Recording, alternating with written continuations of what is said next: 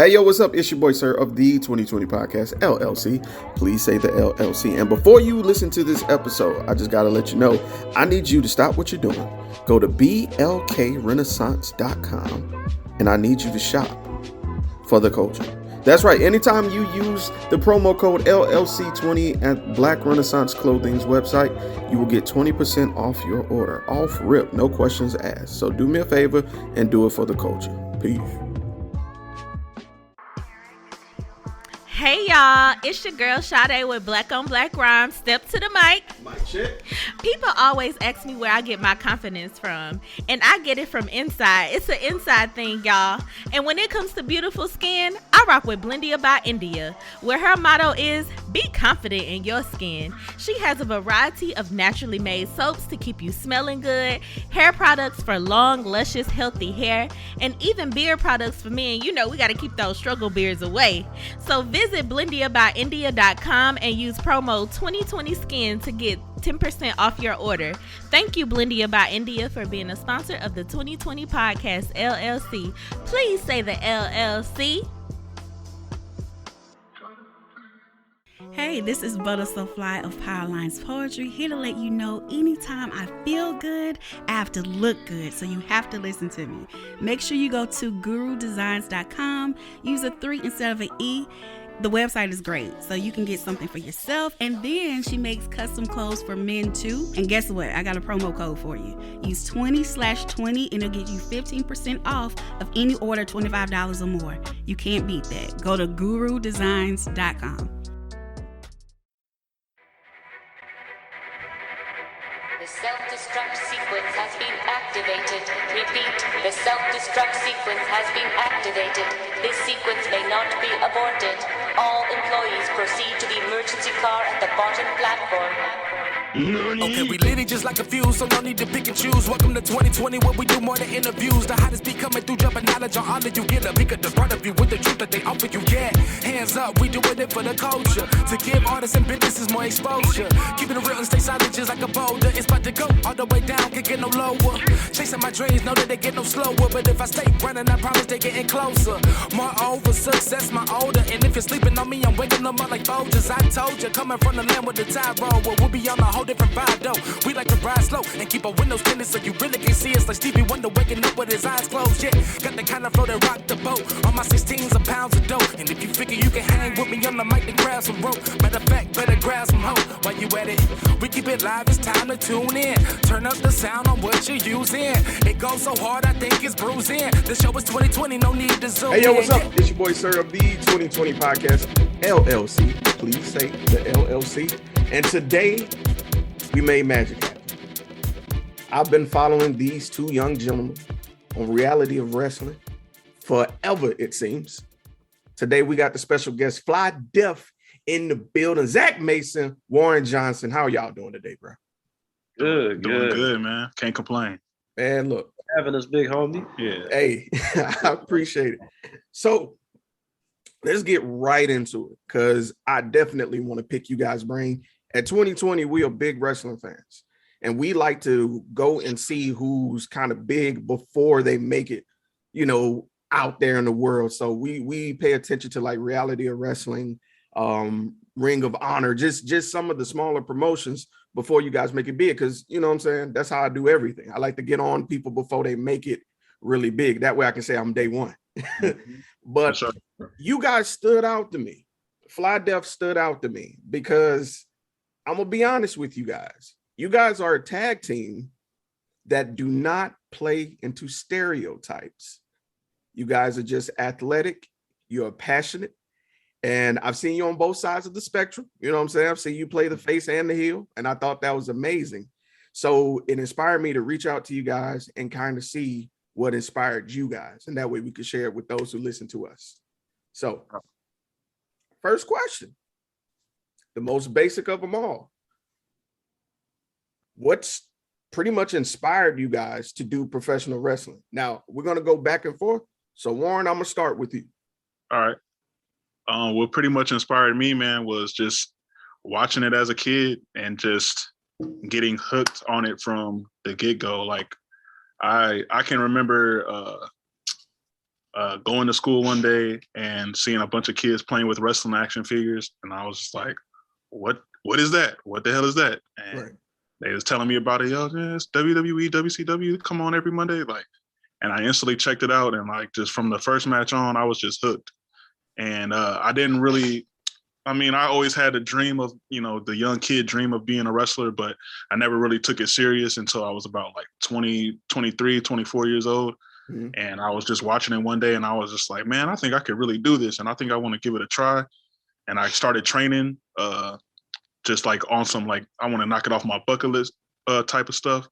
And I trained for a couple months and I had my first match, and having my first match was just like, I hit a crack, man. I couldn't get enough, and I was like, I thought I was only going to do it just, I was planning on just training for a little bit and having one match, and I was going to bow out gracefully, like, oh, I'm checking off my bucket list. But I had that first match, and I haven't looked back since, man. And I actually, October 24th, about a week ago, was my 7th year anniversary of wrestling. So I've been in it for about 7 years now. So Congratulations, bro. Thank you, man. Appreciate it. All right. What about you, Zach? For me, I grew up a fan. My dad got me into it. Like, I don't even have like one specific moment that I can remember that got me into it, because it was just always on in the house. And my dad like bought me like the action figures when I was like 3 years old. So I've always been into it from like almost like birth, I guess. And then like of course, like you think about it like when you're younger or whatever, but like you don't take it serious, because like, how do you become a wrestler? Like, especially back then, like that doesn't even seem real. Like that's a possibility, like that could ever happen. Mm-hmm. And then I think it was 2016, WrestleMania came to Dallas, where I mostly grew up. I spent like all my high school years in Dallas, and WrestleMania was coming. I was like, well, I gotta go. It was my first WrestleMania ever. It's finally in my town, and me and my dad go together, and man, like as a fan, that was like the best like experience of my life. And like the thought of like becoming a wrestler, like just being there, like that kind of like maybe just maybe I could do this. And then one day, I'm in college at this point. I think it was like my junior year in college. I saw online Booker T was having like a fantasy camp where like anybody, like fans and wrestlers and whatnot, can just like show up, kind of try it out, just like see how the ropes feel. Like he'll teach you a few holds and a body slam or something, just to like just kind of feel it out. And I went and did it, and man, I was hooked. I was like, because like I went there, I wasn't expecting anything. Like I don't know what this is, but as soon as I got in there, I was like, okay, I have to do this now. And so that was kind of the catalyst. That was the turning point. I was like, I'm going to pursue this for real. And ever since that day, here we are now. I think that's interesting, because in a way you both kind of have a similar backstory. You guys got your toes in it and you haven't looked back since. So we talked about, being addicted to it, enjoying it. Let's flip it, because you guys have had a journey. Because I looked up you guys' background a little bit. I know, Zach, you were more in the Texas area, but Warren, you from Illinois. You down here, what we call a Yankee. Yeah, but man. you came down. So let's look at some of the other sides of the table. Like, what were some of the obstacles that you guys encountered getting to the point where you guys are now? And we'll start with you, Zach. So the biggest one is I was in school. I went to Baylor University in Waco, Texas, which is rush hour traffic, about 4-hour drive. So I would have to I purposely set all my classes early in the day. And then once I got out of class, I literally just grabbed my bag, got in the car, drove all the way to Houston, trained, finished training, and then head back because I got class the next day. Yeah, on the way back, it's not that bad. It's about 3 hours on the way back. It's pretty smooth on the way back. But yeah, I did that for about a year and a half. And then in between semesters, I would like find a place in Houston to stay, and I would train every day all summer. The first summer I did that, I just found this lady online on some sort of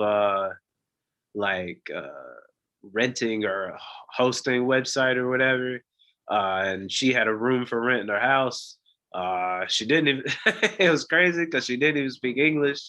And so I know her, but it was okay because like her daughter came over a lot and she spoke English. Okay. So she was kind of like our translator or our median between each other. And so I did that for a whole summer. And then the next summer, I got lucky because I found an apartment that let me do a short-term lease for like 3 months. And so I was just living down there, training. And then I had one more semester of driving back and forth after that. And man, when I graduated, I was happy. I was ready to get out of there. And then I just packed all my stuff up, moved down to Houston, and here I am now. Man. But that was probably the biggest challenge, is just trying to balance school and school, training, working out, got to make money to support your wrestling habit, like all that stuff. That was probably the biggest thing. Man, what about you, Warren? For me, it's a little different. I would say my struggles were just trying to get better at the craft itself. So I started training in Illinois. Springfield, Illinois is where I'm from. I found a school out there, and they trained me, and they put on shows like every month. And I started getting, you know what I'm saying, little bitty shows here and there, just getting my feet wet, you know, just getting experience, getting some reps in. And it wasn't until I went to this big indie show to where, and before that, like at this time, I was still just kind of like, it was just a hobby. I was like something I do on the weekends or whatever. I was working a regular job. I actually was working 2 jobs. I went to school to be a chef. So I was working like 2 cooking jobs, like, you know, doubles every day. And then I would work every Saturday, you know, have a match, you know. And it wasn't until I went to this really big indie show that exposed me to indie wrestling being really big. And like on this show, you had these people who are literally superstars now, like Johnny Gargano, Tommaso Ciampa, you got PJ Black, you got Leo Rush, like all these people who are big names now. And this was about 2014, 2015. So they were just like, you know, they were indie darlings, I guess you could say. Mm-hmm. And I remember having a conversation with a couple of them, and they were telling me, you know, how this is how they make their living. And, you know, it inspired me to be like, okay, I can really do this. Like, I can really, you know, make something of my life and, you know, be financially stable with this. I just got to work hard at it. And there was a point to where the training that I was in, like, it's nothing against them, but it was just very stagnant. I wasn't learning anything new. And I knew there was a lot more that I had to learn, like working TV, you know, just, you know, working a particular style if I wanted to get to the next level. So, and I came to a crossroads in my life to where it was kind of like, you know, I need to do something. I need to figure something out. Mm-hmm. And I've always had family in Texas, all over Texas. I've always came to Texas every single year for like my whole life for family reunions and stuff like that. Okay. So one day I was just like, you know what? I think Texas is the move. And I got online, I was looking for wrestling schools, and I found Booker T's promotion. And I started watching reality wrestling on YouTube and just kind of like trying to get the background and just trying to get the feel for things. And something just spoke to me like, yo, this is the move. This is the move. So literally January 1st of 2017, just like my boy, I packed everything.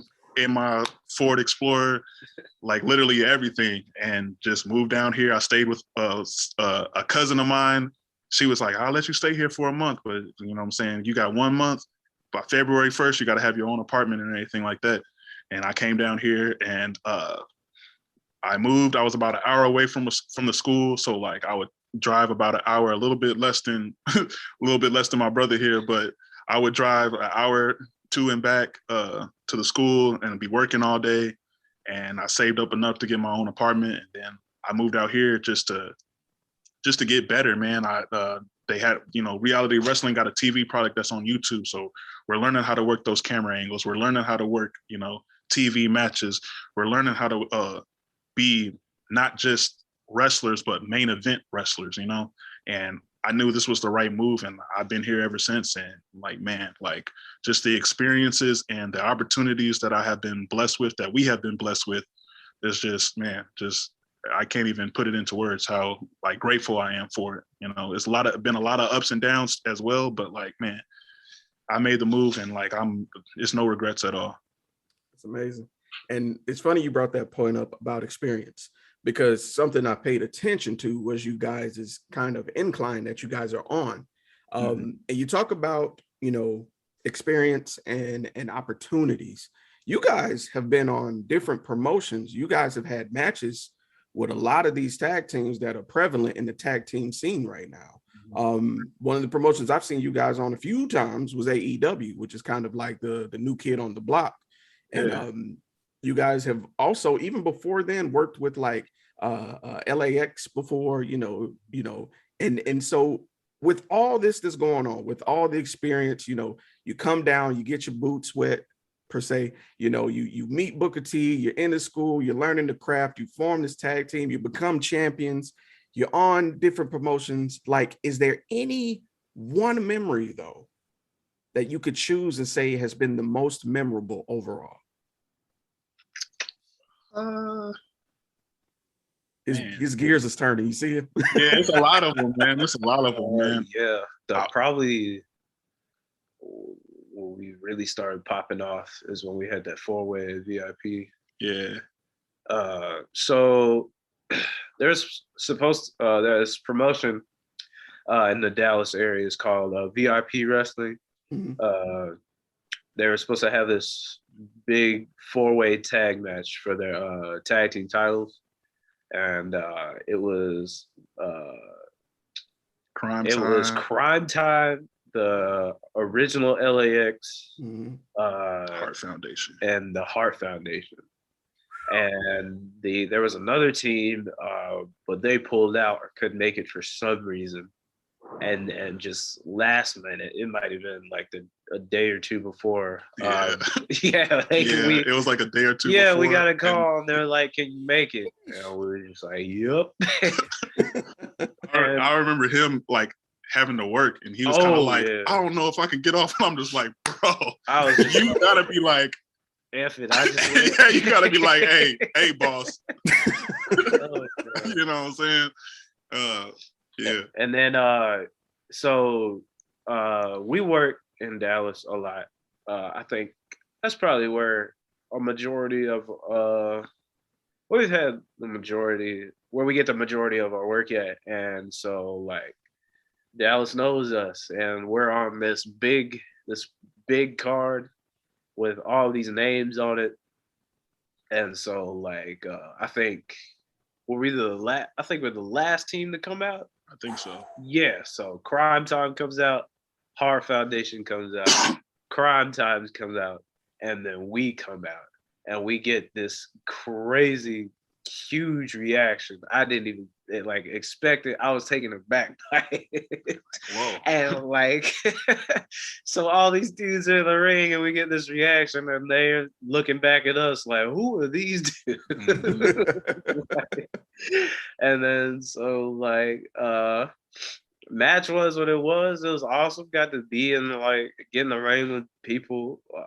Watched as a kid and a teenager or whatever, and got to learn some stuff. So it was real cool. And then so that was a big moment. And then it all kind of came full circle.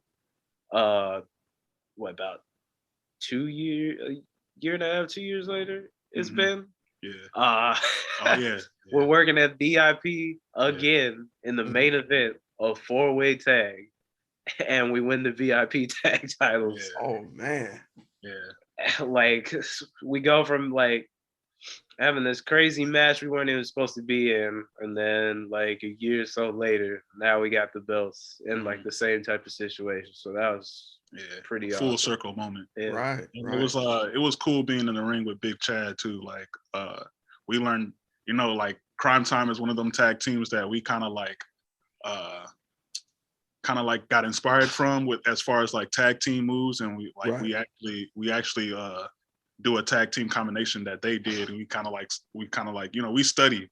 That's one thing about us, like, you know, you earlier you said that we stand out because we're like we don't, you know, we're different than other tag teams, and we actually study tag team matches to like, you know, everything that you can study. And like we would study like Crime Time, and just like we would, you know, be inspired, and we use one of their moves in our like arsenal, you know, and just like being in there with those guys and getting that reaction, it was just like the fans in Dallas knew who we were, and it felt like they were like genuinely happy for us to get that opportunity, and then for it to come back full circle, and you know, we get in there and we win the tag team titles at VIP a year and a half or 2 years later. It's just an amazing experience. So that's definitely one good experience. And then I think for me, like working at AEW was a good experience as well, because I remember getting the email for the opportunity, and I was like, man, this is going to be cool. And then like a couple of days passed, and I was sitting there like, I was watching AEW actually, and I'm just going to be like, man, it's finna be a lot of people in that mug, man. This is probably gonna be the biggest crowd we ever perform in front of. And I'm just like, my heart was like beating. I'm just like, bro, this is gonna be crazy. And this is like, you know, a good couple of days before the show, you know, our first appearance even happened. And like, man, I just remember like walking out the tunnel and walking out there and just seeing everybody and seeing all the fans. And I'm just like, man, regardless of how this turns out, this is going to be an amazing experience. And I just remember feeling that. And like everyone out there in that company is very good, man. Like we had a very good experience there, man. And it's a very good place. Like I would love to see us get more opportunities there. I love to come back. I love to, you know, be a future tag team champions there someday. You never know. Speak it into existence, bro. Speak it into existence, man. Exactly. Manifest that thing, dog. Yes, sir. All right. So my next question is what I like to call the long-term question, because you guys are young. You know what I'm saying? A good young tag team. You're hungry. You know what I'm saying? You're getting opportunities. So this is one of my favorite questions to ask a group like you guys. Where would you guys like to see yourselves as a team, as a wrestler, as a person? You know, any other title you could really think of. Where would you like to see yourself in the next 1 year, in the next 3 years, and then in the next 10 years? Well, in the next 1 year, man, I'd love to see us just showing up at a lot of these, you know, big name promotions like, you know, MLW, AEW again, Ring of Honor. I know that they got a crazy situation right now, but I'm sure they're going to recover and come back. But like a lot of these mainstream popular companies out here and on the indies as well. Like I would just love to get out here more and just, you know, get our names out here more to a lot of people who may not be familiar with who we are yet, and you know, get on their radar, and you know, just travel all around the US and all around the world, and just, you know, start making a name for ourselves and start, you know, making some money as well.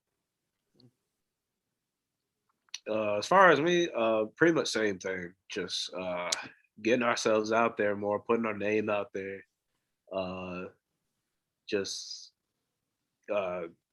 getting out of Texas. Really, we've been in Texas a long time, and I think it's about time like a country gets familiar with Fly Death, because I genuinely believe like we are one of the best teams doing this thing, and who are actually like dedicated to being the tag team and like really want to do this. So like just really just getting out, just spreading our wings and getting out there, man.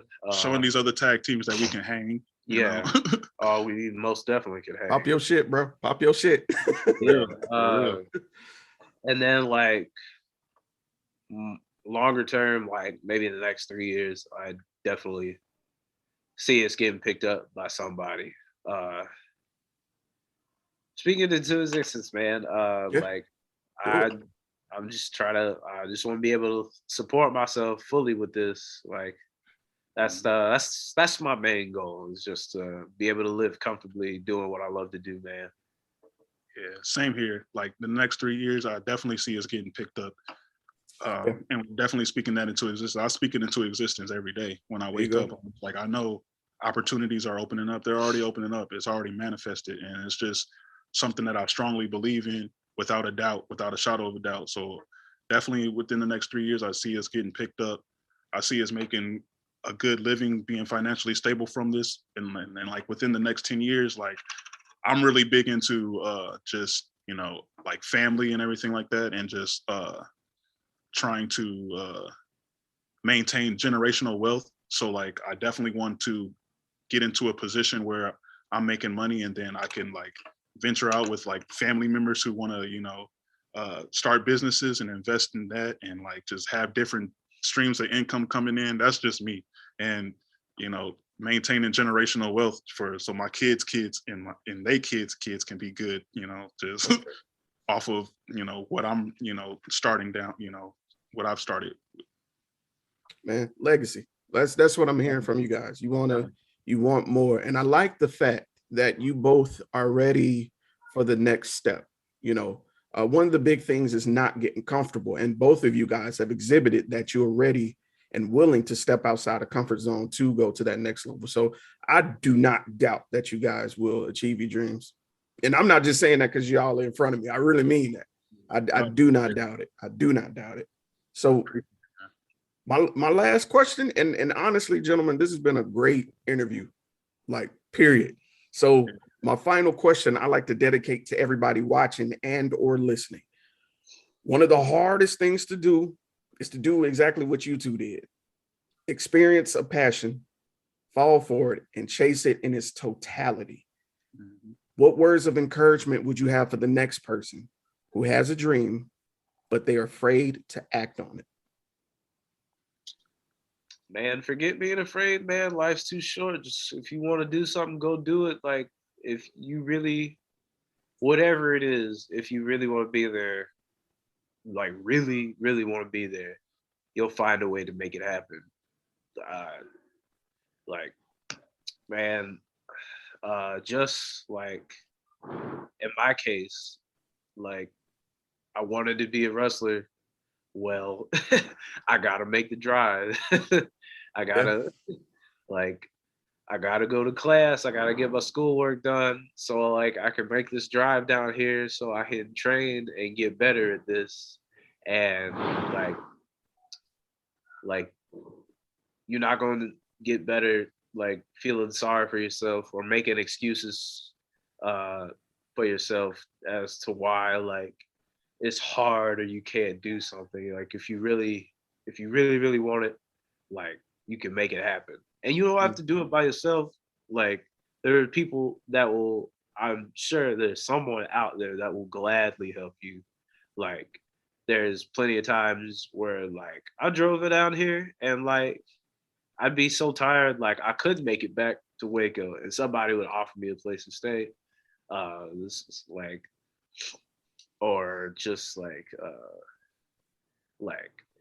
like people offering rides, people offering places to stay, like people staying late to help me train, like if cause like I'm making my way all the way down here.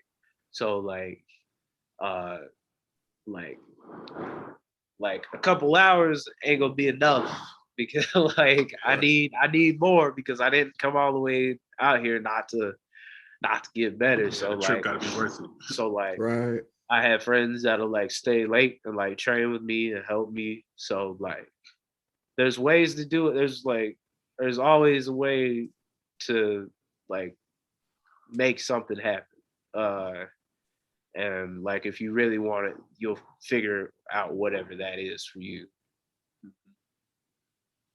Man, along the same lines from me, man, it's just don't hesitate, man. Life is short. Like, go for it. If you got a dream, like you can literally be anything. You can literally do anything you want out here. I mean, this the way the way that the world is so crazy nowadays. Like, you might as well put everything you want into your passion, and it's not going to be easy. You got to put in a lot of effort. You got to put in a lot of hard work, blood, sweat, and tears. The cliches, and just like go for it. Like if there's a young, especially a young Black kid out there who wants to do this, like the day and age is so inspiring right now because there's so many Black wrestlers out there that's doing it. So like you can find the inspiration and you can literally, do it. Just put the work in, it's not going to come to you overnight. It's going to be a lot of ups and downs. It's going to be a lot of bumps and bruises and whatever you want to do in your life. You don't necessarily have to be a wrestler, but you just know, like, it's going to take some hard work. It's going to take some sleepless nights. It's going to take some times where you're going to have your head down and you're going to be frustrated and you're going to be, contemplating if this is even what you're supposed to do. Cause I've been through it too. Mm-hmm. And, you just gotta be mentally strong, physically strong, and you gotta be able to pull through. And like anybody, anybody can do anything, man. You can set your mind to it. You can manifest it into reality, for real. Well said, gentlemen. Now, I know I said that was my last question, but I almost forgot to ask this one. My people would kill me if I ain't ask you this. You guys are a tag team, so you know where I'm about to go with this. If you could have any program with any tag team, past, present, future, which tag team would y'all have a program with? FTR, what's up? I want the smoke. I want all the smoke. Dax Harwood, FTR, Cass Wheeler, yeah. FTR, they the best to me. Either FTR or the Usos. What's up? We want the smoke, man. Yeah. Like, for real. Like, for real. I got a couple too. Definitely Usos. And like in the past, the Dudley Boys. The Usos and the Dudley Boys are probably my favorite tag teams of all time. That's a tall order of smoke. That second one, bro. That's that old man strong, bro. Yeah, man. Yeah, man. If we were talking tag teams from the past, I would definitely love to mix it up with Harlem Heat as well, man. Just because it's the student versus teacher kind of thing. That's true. And they some big boys, but like, man, where's Stevie at? Right. Stevie? They some big boys, and like I mentioned it to Booker before, like, man, he's like, y'all wouldn't stand a chance, man. Like, but that's our mentor, that's our teacher, and like I would just, we actually had an opportunity to tag with him in a match, and that was just an amazing experience as well. So I guess we could, back to that experience question, you could put that up there as one of the top experiences. Man, forget you. That's when you turned on me, bro. I wasn't gonna bring it up. We wasn't even gonna talk about that. I bet you do. Right. I bet that is your favorite. But man, like, and it's so many. I was actually writing out a list of tag teams that I want to face, that I would love to mix it up with. Because man, like, we've been doing this for about 5 years, man, and we have already mastered this, and we're still got a lot of mastering to do, which we are doing. So like, we're just ready and willing for anything. Them top tag teams, we're ready for that, man. We're ready for that next level. Them next level tag teams, we're ready to show you that we can hang, man. And a matter of fact, I might just take a picture of the list and tweet that mug out or something. Just like, just to stir the pot, just to get it going, just to get that, that manifested into reality, man. Because like, the only way we're gonna get better is, to face these tag teams that, all the tag teams say they're the best tag team, so we just gotta get ourselves out there and show them that, we got something to say too. That is. Well, gentlemen, if anybody want to get in contact with you, or they just want to follow you on the socials, what's the best way to kind of follow up with you guys? You can find me on Instagram at Zach_Zilla, and on Twitter it's the Zach_Zilla. And you can follow me on Twitter and Instagram as well. The ad is Fly Brother with an A, not an ER, Brother Warren J. On both platforms, Twitter and Instagram. So follow me. I keep the Facebook and Snap kind of private, so I'm not. I don't blame you. You know what I'm saying? And I don't even really get on those too much. But Twitter and Instagram is the main things you can catch me and catch a lot of content from us on there. So follow us on there. Fly Brother Warren J. There it is. Well, gentlemen, Fly Def in the building. I appreciate y'all. T-shirts and merch on ProWrestlingTees.com/FlyDef. You know, get some of this. Go get you a t-shirt. Get some of that Fly Def merch. I'm gonna have to go and buy a t-shirt now. Sir. I gotta have a shirt now because I'm a t-shirt hoe. I love t-shirts, bro. So I'm definitely gonna crop one, take a picture, and I'm gonna tag y'all to it. For sure. All right. Well, gentlemen, it's been a pleasure talking with y'all. Fly Def in the building. I wish y'all the best of luck, man. I can't wait to see y'all on the screen again. Listen, when y'all get picked up, notice I ain't say if. Right. When y'all get picked up, I'm gonna slide my ass in y'all DM again. Like, yo, time for that part 2. So, sir, all right. Yes, sir. We got you, bro. We got you. Gentlemen. Thanks for having us on, man. We appreciate you reaching out. I know the schedule's been crazy, and like I can't even lie. I done forgot we was moving so much, and I was like, oh yeah, man, homie, hit me up for a podcast. We need to start doing these interviews and stuff. So I'm glad we was able to finally get it, going and everything like that, bro. So absolutely, appreciate you having us on, man. For sure. Listen, like you said before, it's important that Black men see Black men chasing their dreams. I feel like often in the media, we are only displayed as like thugs or, all these connotations and stereotypes that don't apply. So I wanted to make it a point when I saw you guys that, hey, this is a tag team that literally breaks all the bullshit, but they're still great. You know what I'm saying? So it's my pleasure to highlight y'all, bro. Real shit.